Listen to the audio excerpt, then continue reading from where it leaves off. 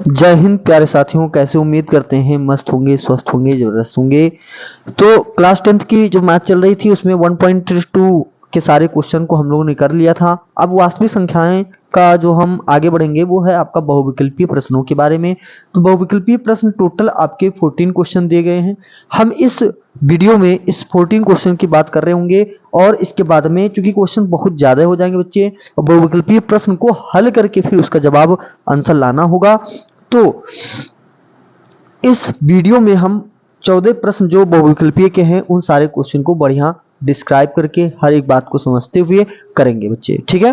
तो आइए पहला जो क्वेश्चन आपका दे रखा है बहुविकल्पीय प्रश्न का, हम उसको हल करते हैं। क्या है बच्चे, कह रहा है कि यदि 65 और 117 के एचसीएफ को 65m 117 के रूप में व्यक्त किया जा सके तो m का मान क्या होगा। ऑप्शन आपके सामने है, 4 2 1 3 में से कुछ ना कुछ आएगा। तो हम इसको देखेंगे कि कैसे लगा सकते हैं बच्चे, ध्यान आपको रखना है, ठीक है। हल में क्योंकि बहुविकल्पीय है तो आपको लगा के ही तो लेके आओगे। एचसीएफ इन संख्याओं का भैया तो पहले निकालेंगे। दिया क्या है, संख्याएं आपको पता है, जो दे रखा है दिया है भैया, संख्याएं आपको पता है ना। संख्याएं आपको 65 कामा 117 बचा है। तो 65 का अभाज्य गुणनखंड करेंगे, का अभाज्य जो मैंने आपको बताया है, कई सारे तरीके से कर सकते हो। अभाज्य गुणनखंड आपका करना है तो आप जानते हो कि 5 से कटेगा और गुणे 13 ये आएगा।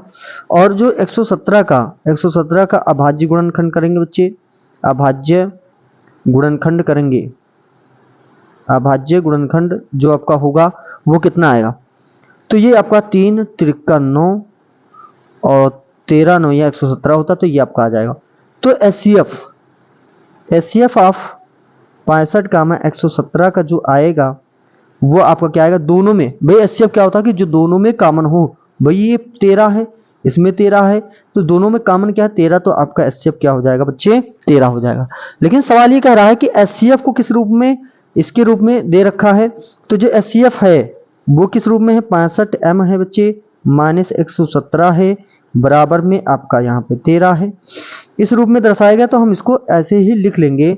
अब ये 65m तो ऐसे रहेगा, 117 माइनस से इधर आएगा तो प्लस में हो जाएगा, प्लस में 117 हो जाएगा बच्चे। तो m बराबर, ये 65m बराबर कितना हो जाएगा, तो ये आपका 130 हो जाएगा।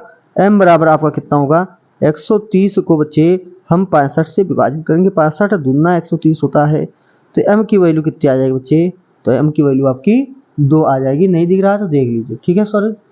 यहाँ पे देखिए बच्चे m की वैल्यू कितनी आ गई है, तो आपकी 2, और ऑप्शन में भी आपका 2 दे रखा है, तो ऑप्शन नंबर आपका 2 इज द करेक्ट आंसर होगा। क्वेश्चन नंबर भैया 2 पे चलेंगे, बहुत ही शानदार जानदार क्वेश्चन है। तो क्वेश्चन नंबर 2 पे आते हैं, आइए देखते हैं। अब पहले बुक में दिखा देता हूँ आपको, है ना बच्चे, बुक में आपको दिखा देता हूँ कि यदि दो संख्याएं a और b, a बराबर x की पावर 5 y की पावर 2, b आपका दे रखा है x की पावर 3 और y की पावर 3 के रूप में लिखी जाती है, जहां x और y अभाज्य संख्या है, तब एचसीएफ ऑफ ए बी की वैल्यू आपको ज्ञात करना है। ऑप्शन दे रखे हैं, तो हम इसको कैसे लगाएंगे आइए देखते हैं बच्चे, बहुत ही शानदार तरीके से देखेंगे बच्चे। क्वेश्चन नंबर दूसरा आपको मैंने बताया था, तो कैसे करेंगे। दो धनात्मक संख्याएं a और b की वैल्यू पता है, तो हल में लिखेंगे बच्चे। हल में दिया क्या है, दिया है आपका, जो दिया है उसको लिख लेना है बच्चे ऐसे ही। क्या है, a की वैल्यू आपको पता है और ये अभाज्य संख्याएं हैं, ठीक है। दिया है a इजिकल टू क्या है, x की पावर 5 और y स्क्वायर। b की वैल्यू कितनी दी है भैया, तो x की पावर 3 दिया है और y की पावर 3 दिया है। तो हमको एचसीएफ निकालना है, a और b की क्या निकालना है बच्चे, एचसीएफ निकालना है। तो हम करेंगे क्या, हम इसको तोड़ लेंगे। तो इसको हम लिख सकते हैं और क्या, कि जो a है हम इसको लिख सकते हैं x की पावर, तो इसमें 3 है तो 3 तोड़ लेंगे, गुणे x स्क्वायर में तोड़ लेंगे, गुणे आपका y स्क्वायर हो जाएगा। क्योंकि भैया जो घाते 5 है तो इसको हम तोड़ सकते हैं, x की पावर 3 और y की पावर 2 में, सॉरी x की पावर 2 में, क्योंकि आधार अगर समान है घाते जुड़ेंगे तो फिर से 5 आ जाएगा, है ना। ऐसे ही b को हम ऐसे लिखेंगे, x की पावर 3 गुणे में y की पावर 3 के रूप में तोड़ लेंगे, है ना। या इसको 2 कर लीजिए और उसको y कर लीजिए।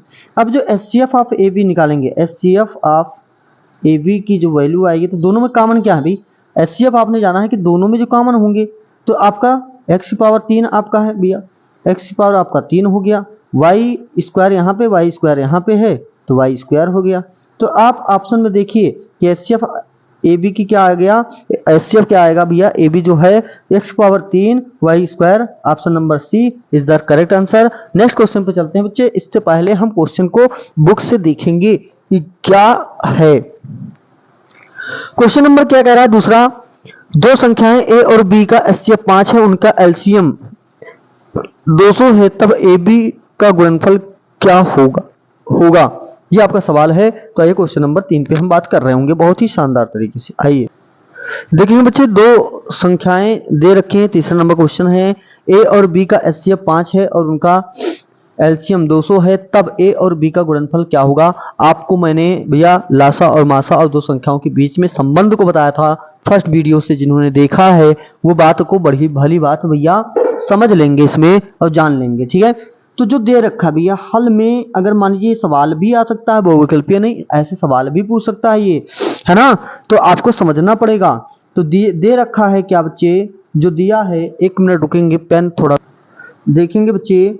दिया जो है हम उसको लिखेंगे, तो दिया में क्या है, क्या आपको एचसीएफ पता है भैया, एचसीएफ 5 है, एलसीएम पता है, कहेंगे जी सर 200 है, 200 है कि नहीं है, और ए और बी का गुणनफल मुझे पूछा है। तो सूत्रानुसार भैया आपको पता है कि जो सूत्र मैंने आपको बताया था कि दो संख्याओं का जो गुणनफल होता है वो आपके एचसीएफ गुणे एलसीएम के बराबर होता है। मुझे a गुणे b की वैल्यू ही चाहिए, भी कह रहा है a और b का गुणनफल क्या होगा, तो एचसीएफ आपका 5 है, एलसीएम आपका 200 है, भैया गुणा कर देंगे तो कितना आएगा, 1000 आएगा। तो इनका जो गुणनफल आएगा 1000, आपका ऑप्शन नंबर बी एकदम राइट आंसर हो जाएगा। इसमें कोई शक हो, कोई दिक्कत परेशानी हो तो बच्चे पूछ सकते हो। क्वेश्चन नंबर हम चलेंगे 4 पे, ठीक है। क्वेश्चन नंबर 4 जो पका रहा है कि पाई 22/पाई माइनस 22/7 माइनस पाई है, और ये 4 ऑप्शन दिए, तो इनमें से क्या है। सब पे भैया डिस्कशन कर रहे होंगे बच्चे, सब पे। तो हम लोग देखेंगे क्वेश्चन नंबर 4 की बात करेंगे, ठीक। देखेंगे बच्चे क्वेश्चन नंबर आपका जो 4 दे रखा है वो क्या दे रखा है, इसके बारे में हम बात करेंगे। 22/7 माइनस पाई है। अब ये क्या है, क्या शून्य है, एक परमेय संख्या है, एक अप्रमेय संख्या है, एक प्राकृतिक संख्या है, तो क्या है। देखो भैया 22/7 होता, सिर्फ जितना लिखा होता तो ये हमारी क्या हो जाती बच्चे, परमेय संख्या हो जाती। लेकिन इसमें पाई जो है वो अप्रमेय संख्या है। तो जब भी हमने बताया था कि प्रमेय में से अप्रमेय को घटा देंगे, प्रमेय में से अप्रमेय को अगर हम घटा देते हैं, है ना, बात समझिएगा। अगर प्रमेय में से अप्रमेय को हम क्या कर देते हैं, घटा देते हैं, तो वो अप्रमेय होगा। तो यहाँ पे प्रमेय में से अप्रमेय को घटाया गया, तो ये क्या हो जाएगी बच्चे, अप्रमेय संख्या हो जाएगी। प्रमेय सिर्फ 22/7 लिखा होता तो आपका प्रमेय होता, ये बात जान लीजिए। और शून्य तो आएगा नहीं, प्राकृतिक संख्या हम कहेंगे ही नहीं, ठीक है। तो ये क्वेश्चन नंबर 4 हो गया। क्वेश्चन नंबर 5 की बात करें बच्चे, क्वेश्चन नंबर 5 क्या कह रहा है कि धन पूर्णांक 6a + 5 से ठीक पहले आने वाला धन पूर्णांक होगा। भैया इससे पहले कौन आएगा, तो इससे पहले देखो ये आपका यहाँ पे ये वैल्यू नहीं बदलती, आपका ये बदलता है, तो ठीक पहले पूछा है तो भैया 5 में 1 कम हो जाएगा, तो आपका क्या हो जाएगा, 6a+ में 4 आपका राइट आंसर हो जाएगा। ठीक है, बात क्लियर है, तो कहेंगे जी सर क्लियर है। अप्रमेय संख्या है, अभी आपने देखा कि यहाँ पे मैंने बताया था कि पाई अप्रमेय संख्या है, 22/प्रमेय हो जाएगी। इसको भैया हटाएंगे तो 2 जीरो बढ़ा करके py/q के रूप में हो गया। ये आपका 5 और हम इसको लिख सकते हैं, इसकी करनी निकल जाएगी तो ये 4 हो जाएगी। तो ये प्रमेय, ये प्रमेय और ये प्रमेय, तो अप्रमेय कौन सी है, तो भैया बी वाला आपका राइट आंसर हो जाएगा। क्वेश्चन नंबर 7 की बात करें बच्चे, कह रहा है कि 4√3 है, क्या है, एक भैया 4 तो प्रमेय संख्या है, लेकिन गुणा किससे किया गया, तो मैंने कहा था कि जब प्रमेय में प्रमेय को अप्रमेय से गुणा करेंगे बच्चे, अप्रमेय से क्या करेंगे बच्चे, गुणा करेंगे, तो हमारा अप्रमेय ही प्राप्त होगा। क्या प्राप्त होगा, अप्रमेय प्राप्त होगा। तो ये भी संख्या हमारी क्या हो जाएगी, अप्रमेय हो जाएगी। तो अप्रमेय आपका रूढ़ जो है आपका answer number C is the right answer. अगर कोई शक है, कोई दिक्कत है ना, अगर सिर्फ 4 होता प्रमेय हो जाता, पूर्णांक भी प्रमेय हो जाता, और NOT का मतलब नॉन ऑफ दीज। अगर प्रमेय अप्रमेय नहीं दिया होता तो हमारा इनमें से कोई नहीं वाला जवाब हो जाता। क्वेश्चन नंबर 8 देखेंगे बच्चे, और ये मैं बुक में दिखाई दे रहा हूं, जो भी सवाल है आपकी बुक से है बच्चे, ये देख लीजिए। ठीक है, ये आप देख सकते हो कि चौथा बताया, पांचवा, छठा, सातवां क्वेश्चन मैंने आपको बता दिया। आठवां क्वेश्चन है कि यदि दो संख्याओं का HCF आपका क्या है, एक है, तो वो संख्याएं कहलाती हैं। भैया ये भी आपका कुछ नहीं करना है, एकदम सरल सा। तो आठवां, नौवां, 10वां और 11वां एक ही स्लाइड में हम देखेंगे इन सवालों को, और फिर 12, 13, 14 एक में देख लेंगे। तो ये बहुत ही आसान से क्वेश्चंस हैं और आप लगा सकते हो। ठीक है, तो क्वेश्चन नंबर 8 से आइए देखते हैं कि क्या है। देखिए बच्चे, क्वेश्चन नंबर 8 है कि दो संख्याओं का HCF आपका एक है तो वो संख्याएं क्या कहलाएंगी, है ना। जब भी HCF आपका एक होगा तो सहअभाज्य संख्या कहलाएंगे। जैसे मान लीजिए हमने 7 और 9 की बात करें तो इनमें सिर्फ कॉमन क्या मिलेगा बच्चे, एक मिलेगा। हम 2 और 3 की बात कर लें तो आपका क्या हो जाएगा, एक हो जाएगा। ठीक है, बात एक हो जाएगा। तो ये अभाज्य संख्याएं तो होंगी, लेकिन ये सहअभाज्य संख्याएं कहलाती हैं। संपूर्ण संख्याएं, संपूर्ण संख्या को ही हम पूर्ण संख्या कहते हैं। पूर्ण संख्या क्या होती है भैया, 0 से लेकर के 1, 2, 3 ऐसे डॉट डॉट डॉट इनफाइनाइट तक जाएगी। भाज्य संख्या जिसके 2 से ज्यादा गुणनखंड हो, 2 से क्या होंगे ज्यादा, 2 से ज्यादा गुणनखंड जिसके होंगे, है ना, वो आपकी भाज्य संख्या कहलाएगी। यमज या जुड़वा अभाज्य क्या होता है कि जिन दो अभाज्य संख्याओं के बीच में आपका क्या होगा, दो अभाज्य संख्याओं के बीच में अंतर 2 का होगा। जैसे यहाँ पे हम इसको क्या कह सकते हैं, वे सह अभाज्य भी हैं, ये आपके क्या हैं, सह अभाज्य भी हैं, और इनको हम जुड़वा अभाज्य भी संख्याएं कहेंगे। जिनके बीच में अंतर 2 का हो और वो अभाज्य संख्याएं भी होंगी, हम उनको क्या कहेंगे, जुड़वा या यमज मतलब जुड़वा हुई होता है, पेयर, है ना, जो आपके अभाज्य संख्या कहलाएगी। तो आपका इस सवाल का जो जवाब होगा बच्चे, वो आपका होगा सह अभाज्य संख्याएं। दूसरा है 98 के अभाज्य गुणनखंड हैं, इनमें से कौन सा होगा, कुछ करना नहीं बच्चे। 98 जो दे रखा है इसका गुणनखंड करेंगे, 2 से काटेंगे 2 चौको 8, दोनों 18, 7 से काटेंगे 7 से 49, 7 से काटेंगे तो 1। अब जो 98 आया इसको क्या लिख सकते हैं, 2 गुणे 7 गुणे 7, भैया 2 एक बार है 2, 7 2 बार है तो 7 की पावर 2, 2 गुणे 7 की पावर 2। सी आपका ऑप्शन इसमें राइट हो जाएगा। अगले क्वेश्चन पे बढ़ेंगे बच्चे, निम्नलिखित संख्याओं में से परिमेय संख्या होगी, मेरे रूट 5 तो होगी नहीं, इसको करेंगे 9 4 9 कम 9 9 4 13, 13 बटे रूट 9 हो जाएगा। 13 बटे 9, 9 का तो करनी हम बाहर कर लेंगे, ये अंडर रूट 13 बट्टे में आपका 3 आ जाएगा। अप्रमेय है, ये होगा नहीं। इसमें पॉइंट हटाएंगे, एक 0 बढ़ाएंगे तो ऊपर तो 5 आ जाएगा, लेकिन रूट में 10 आ जाएगा, तो ये अप्रमेय प्रमेय तो है नहीं भाई। 1 का वर्गमूल तो 1 होगा, अगर वर्गमूल निकालेंगे तो 1 क्या है, प्रमेय संख्या है, इसलिए हमारा ये प्रमेय संख्या हो जाएगा। क्वेश्चन नंबर हम 11 की बात करें, निम्नलिखित में से प्रमेय संख्या कौन सी है। देखो यहाँ पे रिपीट नहीं हो रहा, दशमलव में तो है, लेकिन ये डॉट डॉट डॉट डॉट करके आपके अनंत तक जा रहा है, तो ये अप्रमेय हो गया। ये कौन सी संख्या है, ये आपकी अप्रमेय संख्या है बच्चे, अप्रमेय संख्या हो जाएगी। ये रूट 7 जो है आपकी क्या है, अप्रमेय संख्या हो जाएगी, ये अप्रमेय संख्या हो जाएगी। पॉइंट हटाएंगे और 1 0 बढ़ाएंगे तो ऊपर रूट 9 है, इसका 3 आ जाएगा, लेकिन नीचे तो रूट भैया 10 आएगा, तो ये अप्रमेय संख्या है। लेकिन यहाँ पे देखो 73 73 73, ये आपको इसको ऐसे भी लिख सकता है, 2.73 के ऊपर बार ब्रैकेट लगा सकता है, और बार जिस पे भी लगा है वो प्रमेय संख्या है। तो इस सवाल का जवाब आपका सी राइट हो जाएगा। अब क्वेश्चन नंबर हम लोग 12 से 14 की ओर बढ़ेंगे, तो आइए देखते हैं क्या है। देखेंगे बच्चे 12 क्वेश्चन नंबर 12 से, और आपको मैं इस बुक में दिखा दे रहा हूँ क्वेश्चन जो आपका है। ठीक है, अभी ऊपर के क्वेश्चंस को मैंने आपको कराया, आपने देखा। करा निम्नलिखित में से कौन सा अभाज्य सहअभाज्य संख्याओं का एक युग्म है। फिर 15 18 24 का लासा ज्ञात करना है। दिया है मासा 99 गुणे 153 का जो मासा है 9 है, और लासा आपका देखो यहाँ पे 99 नहीं 199 कहा, तो ये गलत है, ये आपका एक नहीं होगा बच्चे, मिसप्रिंट हुआ है, क्योंकि आप लगा के भी देखोगे तो गलत आंसर आ जाएगा।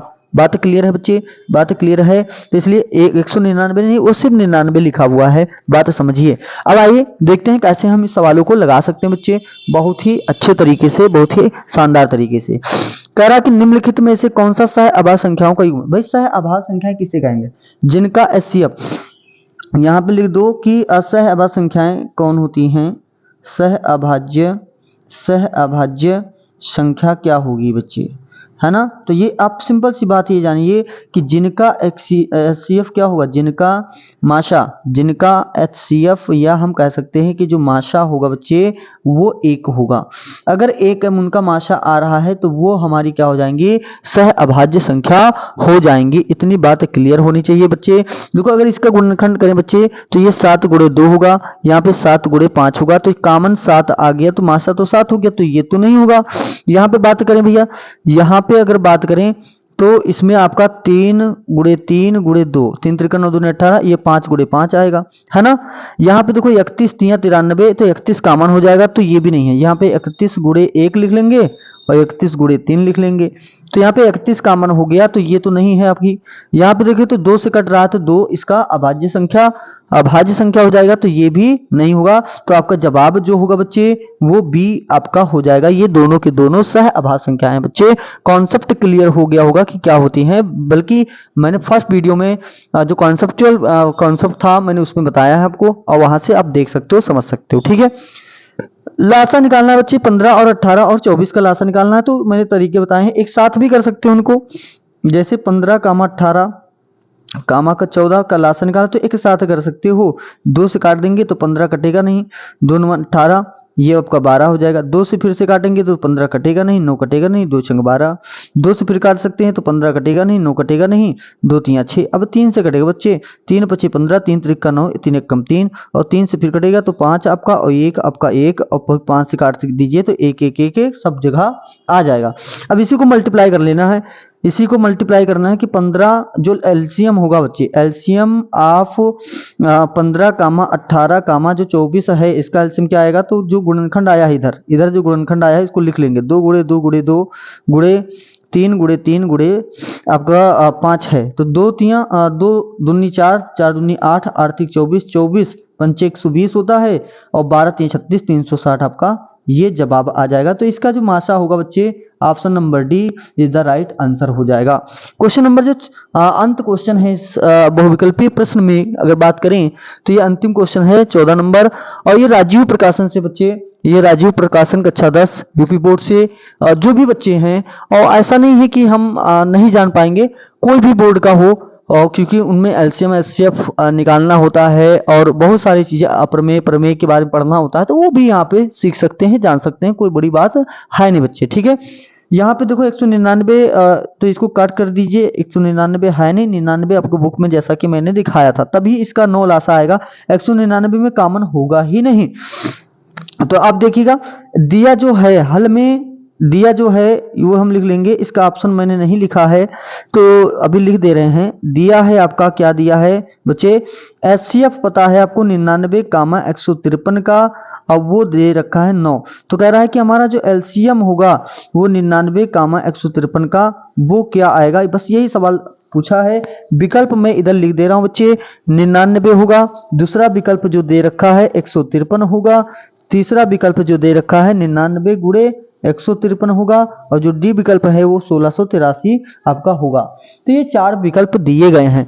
अब हमने आपको फार्मूला पढ़ाया था कि 2 संख्याएं होती हैं ए गुणे बी, मान लीजिए है, तो इनका जो एचसीएफ होगा वो इनके एलसीएम के बराबर हो जाएगा, ठीक है। 2 संख्या हमारी 99 गुणे 153 है, 153 है, एचसीएफ आपका 9 दे रखा है, एलसीएम हमको निकालना है बच्चे, इसको काट देंगे, ये आपका 11 गुणे 153 आएगा, बराबर में आपका एलसीएम हो जाएगा। 11 3 33 के 3 हासिल है 3, 11 25 55, और 3 आपका 58 होता है, 5 हो गया, 11 का नंबर 11 5 16, तो 1683 आपका आंसर आ चुका है। एलसीएम आपका कितना आ चुका है बच्चे, तो एलसीएम आपका आ चुका है 1683, इस सवाल का जवाब हो जाएगा, तो ऑप्शन नंबर डी। तो देखो इस पूरी वीडियो में प्रश्नावली बहुविकल्पीय कहेंगे कि वास्तविक संख्याएं जो चैप्टर नंबर 1 था बच्चे, उसकी जो बहुविकल्पीय प्रश्न थे वो सारी चीजें मैंने इसमें बताई हैं। विविध प्रश्नावली जो आपकी बची हुई है ना, मैंने कहा तो था, ठीक है, इसके पिछले वीडियो में मैंने आपको बताया था कि मैं इसी में कराऊंगा, लेकिन बच्चा लग गया उसमें, क्योंकि थोड़ा सा समय को देखते हुए ये चीजें नहीं हो पा रही हैं, लेकिन नेक्स्ट जल्द से जल्द उसकी वीडियो अपलोड हो जाएंगी विविध प्रश्नावली की, और फिर हमारा चैप्टर 1 पूर्णतः एक एक सवाल को लेकर के सारी चीजें कंप्लीट कर दी गई, ठीक है। तो आप बच्चे पढ़ें मेहनत से। कोई भी बात नहीं समझ में आती है कमेंट बॉक्स में उस बात को बताएं, हम लोग कोशिश करेंगे। और सपोर्ट करिए बच्चे, सभी लोग अगर सपोर्ट करोगे, हम लोग का देखो मनोबल आप लोगों के कारण ही बढ़ता है। तो कोशिश करें कि आप सपोर्ट करें, और सपोर्ट करने में बस आपका चाहिए क्या, एक लाइक, एक कमेंट्स अच्छे सी, और आपका बस एक सब्सक्राइब अगर आपकी इच्छा होगी तो कर लीजिएगा, या तो कोई बात है नहीं। ठीक है बच्चे, तो मिलते हैं नेक्स्ट वीडियो में। जय हिंद, नमस्कार।